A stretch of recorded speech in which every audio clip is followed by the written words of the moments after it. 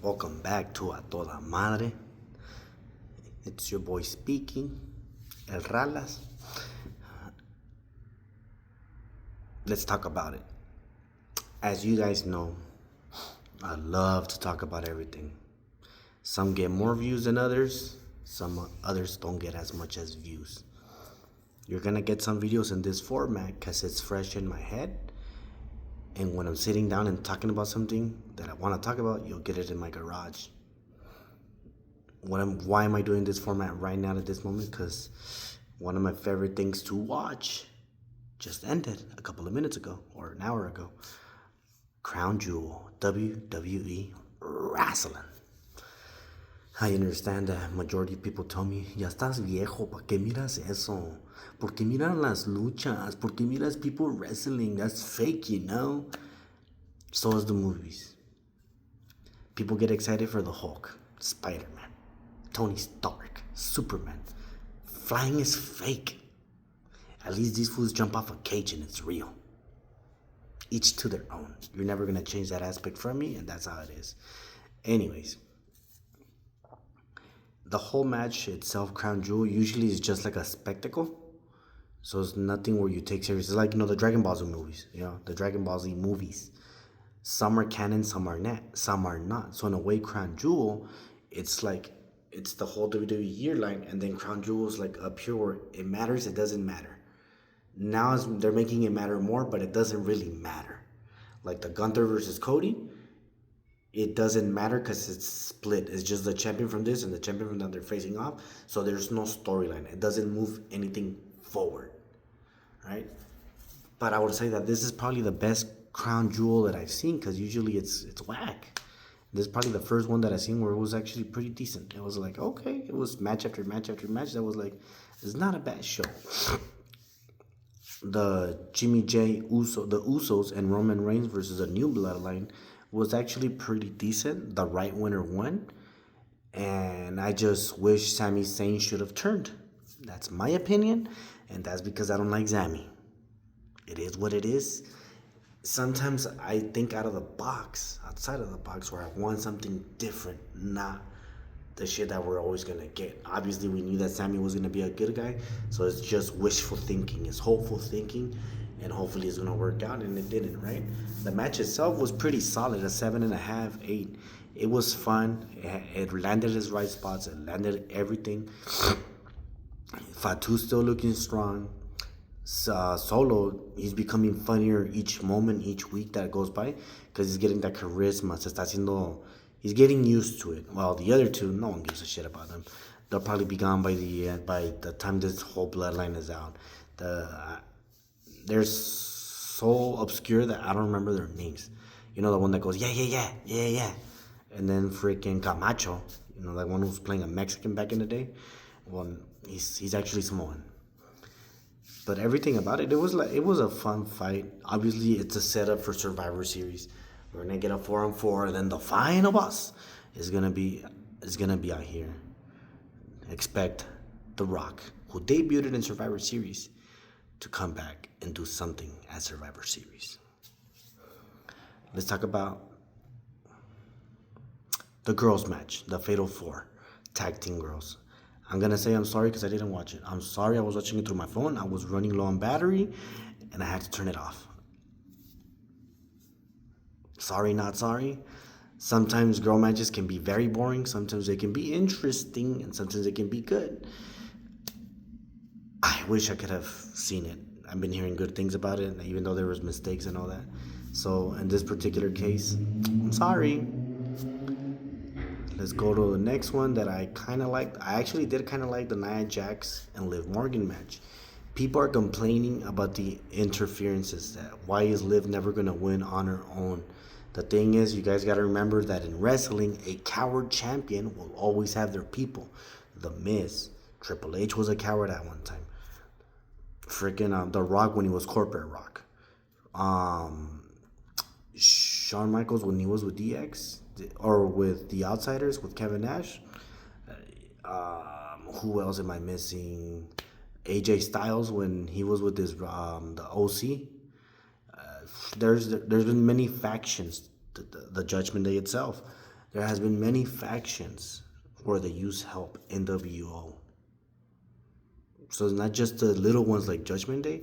So like for people to be shitting on her for that, even the Bloodline, the new one and the old one, they would interfere. So I think where it got really annoying is that Roman Reigns very made it so annoying because he was dominant for 2 years. So in my particular case, don't blame Liv.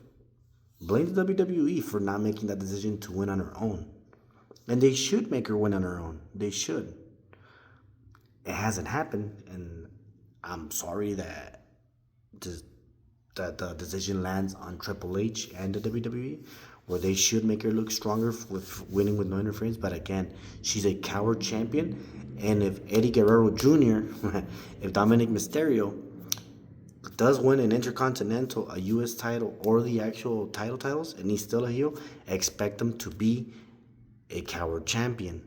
WWE needs these kind of champions so that we can boo the shit out of them. And so that when the face wins, we praise him, we love him and all that. Remember that. Remember that. Even when Seth Rollins, when he was with the corporate, they were helping him out. When Seth Rollins was with the Shields and Roman Reigns with the Shields, Dean Ambrose, they helped each other out. So it's not just Liv. You guys have to look and open up your mind. The fight itself for me was like a 5 out of 10. It was interesting. It was fun. I liked it. It was good. It was good. Then who else? The Randy Orton versus and Liv won, by the way. The new Bloodline one. Okay. Randy Orton versus Kevin Owens. That match actually never happened. It didn't happen because they just ended up fighting and brawling outside of the ring. The bell never rang. It makes Kevin Owens look stronger as a heel, a better version of a heel, so that we can prolong the story and probably get a heel Kevin Owens versus Cody up next if they don't continue to push the Orton storyline, which I have said it that we should have the Orton Cody, and this might be the turning point where he becomes slightly heel before he goes full on heel versus Cody. But I do believe that this was the motion to kick in Cody versus Kevin Owens, heel versus face, as opposed to the face versus face match, which would be probably a better match itself. The Brawl was an 8.5. It was a fun Brawl. I usually give shit to Randy Orton because he always likes to play it safe his whole career, and that's why he was never injured. I like it when he takes small bumps, even if it's like on a spectrum of not so big, right? I liked it. I did give it an 8. The next upcoming 3 fights, I'm going to rate them as I like them. It doesn't mean that they were the best ones in the match. Like, it wasn't in that order, sorry. But for me, they were the best. And I did like the Brawl better than the Cody versus Gunther. They both look strong. Cody, Gunther looks stronger, the stronger one. Cody still looks like a dominant champion. He did win the match by a counter pin, right? He was going for the sleeper. He turns around and he wins.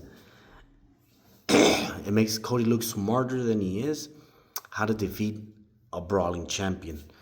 I will still continue to say it, and I will continue to say it, and I will say it. Cody Rhodes is overhyped. He is overhyped as fuck. And I honestly believe the belt should be taken off him. He's boring. Gunther, for me, always gives you consistent, dominant matches where it's brawl or powerhousing, and they're fun. For me, somehow, it was putting me to sleep. And that's on Cody. That's not on Gunther. But then again, I'm very biased here. I don't like Cody. I don't like Cody Rhodes.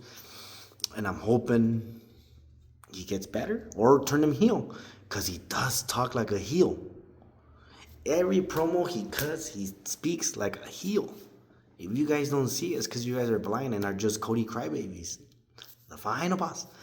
But the match itself, I'll give it a 7. It was like, some parts were good, some parts, it's just, again, for me, Cody makes everything boring. So for me to give it anything higher, I mean, I'm being nice at a 7. I could have said 6 or 6.5, right?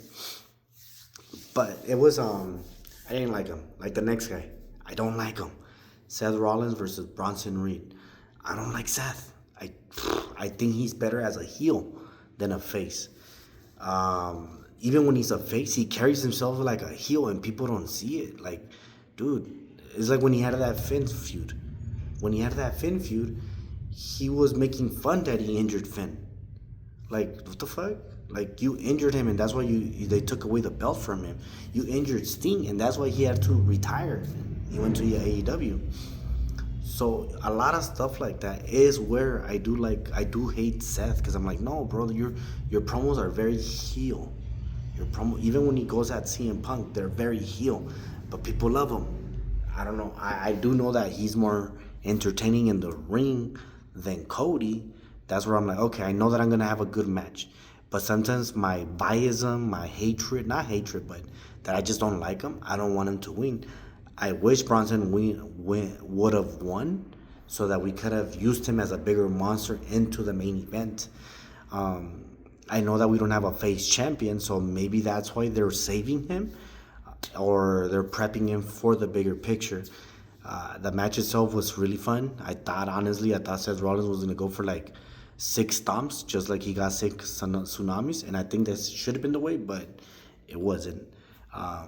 It was a fun match. I'm gonna give it it's a solid 8.5. It was very solid. Bronson Reed is ready for the main event, and Seth, can't wait for you to face CM Punk. I really can't. Or give him a Drew McIntyre rematch. It's good. As much as as much as I dislike him, I do know that his promos are pretty fire. So I hate him. I dislike him for the wrong reasons, I guess. Who cares? It was a solid fight. And then my favorite one, with everybody saying L.A. Knight. Yeah. Andrade and Carmelo. Guys, I need you guys to understand this. And people who are blind will never agree to this. Andrade and Carmelo carried LA Knight. That whole match was Carmelo and Andrade, Game 7. It was one of the most beautiful matches at Crown Jewel, and probably the best out of the 7 matches that these two guys brought up. They have great chemistry. They have great wrestling matches, and then you just add an LA Knight for as a champion to an extra guy. Like, yes, it was good, but these guys did everything. I believe Andrade should be champion, a U.S. champion. Are they ever gonna make him a champion? I don't know. His English is not that great, and of course, we all know that for a company like this, you need someone who can actually speak with the audience if you're not gonna give him a manager. And in this particular case, I don't know if Andrade will ever be champions. Maybe bring in his wife or girlfriend, Charlotte Flair, and make her his manager. But obviously, Flair will always be a fighter, not a manager. Carmelo as a rookie for his first year, wow, amazing. I know that he was in NXT. I don't watch NXT, but I know that. But I'm just talking about his first year in a bigger brand. Wow, that guy, I'm liking him more and more and more. Even though his fucking heel cockiness does get under my skin, like, oh my God, but he's doing his job, and I'm becoming a fan. Slowly but surely, I will get there. It's just that I'm an Andrade fan. I wish he would have won. That's wishful thinking. Canadian Destroyer, Spanish Fly, and what was that? It was like the tornado face plant that he was gonna get from Carmelo that turned into the freaking LA Knight's finisher. I keep forgetting the name. Something trauma. The way that they spin and he got both of them, that was pretty cool. You can tell they practiced that a lot to get it as perfect as possible. I don't think I can get that much perfect. That match itself, it was a toda madre. 10 out of 10. People are saying 9. No, that was a 10. Maybe if LA Knight was involved, it's just that these Carmelo and Andrade, these guys are amazing and will give you quality. Voila style. The whole Crown Jewel itself, you can give it a solid 7.5 out of 10 because of Seth and Bronson and the triple threat. They were so strong that nothing else matters. It was like six, seven fights. The tag team, the triple threat, the Fatal Four. It was a triple threat, and then the three-man tag team, the Fatal Four, Bronson and Seth, Cody and Gunther, Randy Orton. Okay, so it was 6 cards. It was 6 cards, and 2 of them were up there. 2 of them were in the mid-range. Technically, one didn't happen, right? And the other 2 were kind of like below average. But it was a solid card. Survivor Series is next. I don't think, even though I talk about this, people, I don't think I'm going to be talking about every single wrestling event, only the ones I see. Because majority of the time on a Saturday, I am doing something, and they did move the pay-per-views to a Saturday nights, so it's really hard for me to keep up with them. Remember, I do have family. I do like to take them out. So if I do catch it, you'll get a video right away. If I don't catch it, I'm sorry. No, I do not do Monday Night Raws. No, I do not do Friday Night SmackDown. Even when they move to Netflix, I don't think I'm gonna be watching them. I'm not a hardcore fan. I'm just a fan, and that's all I can say. I'm just a fan. But I can tell you this, that every time there's like a big one, WrestleMania, Survivor Series, Royal Rumble, SummerSlam, you bet your ass I'm going to be watching them. And I will definitely give you my response as quick as possible. Like I said, I had fun. It's time for Cody to lose his belt. For me, because I don't like him. LA Knight, man, as much as I like him in promos, I love my wrestling in the ring too, and Andrade and fucking Carmelo outshined you. It's the truth. It is the truth. I'm pretty sure they're saving this for WrestleMania, but Cargill and Bianca, it's time for you girls to feud, but I think they're saving that for WrestleMania. I just have a feeling for that. Is it time for Tiffany to cash in? I think I'm ready. At first, I didn't like her as much, but I'm getting used to her. Can you cash out on anyone? Go for it. I would like for a Nia Jax push more, but a cash in on Liv Morgan, that only stops the Rhea, and everybody's gonna want Rhea to win. So I don't know on that one. Bronson Reed is ready for the main event. Seth Rollins is ready for CM Punk when he comes back. Randy Orton, Kevin Owens, Cody Rhodes. That's going to be something to work on that I don't know where we're going to go with. And the Bloodline Survivor Series, 4-on-4. We know this. It's going to be Jimmy Uso, Sami Zayn, Roman Reigns. Those 2 guys, Tangaloa, whatever their name is. Fatu, the werewolf. And Solo Sikoa, 4-on-4. We know this.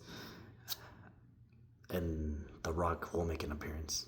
I'm telling you this today, so don't be shocked. I mean, everybody knows though, right? So it's not my prediction. I think it's everyone's prediction. My prediction that I said today, and it did not come out, I said that either Kevin Owens was going to cost Cody the belt, or Goldberg was going to cost Gunther the belt. It was a clean win. And they still look strong, but they're pushing Cody to the moon, and he's going to stay there. But ladies and gentlemen, I know not all of you watch Rasslin. I do. If you do, did you like it?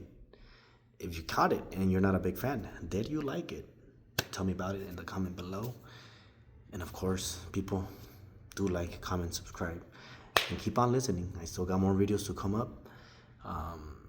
Not just about wrestling, movies, music, life itself. Keep on continuing to watch, because I will continue to grow, and I will continue to push videos, episodes, and not audios. This is my audio, unless you put mute, unless you turn on the camera and just listen to me with my beautiful voice. But anyways, you guys have a good day, a good night, good morning, a toda madre.